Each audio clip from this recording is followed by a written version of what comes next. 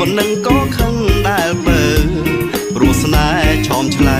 ទៅបងចាំមើលផ្លូវស្រីស្ងួនបងសុកចិត្តខកព្រោះចាំរំគូនឹងអូនតើពិសីស្រីស្ងួននាងព្រមឡើងរំនឹងបង